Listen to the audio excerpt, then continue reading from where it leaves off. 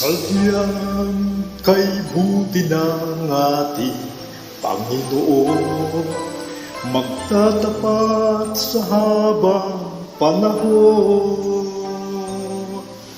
Maging sa kabila ng ating pagkukulang, biyaya niya'y patuloy na laan. Katulad ng pagsinag ng gintong araw, patuloy siyang nagbibigay tanglaw. Kaya sa puso ko damdamin, katapatan niya'y aking pupurihin.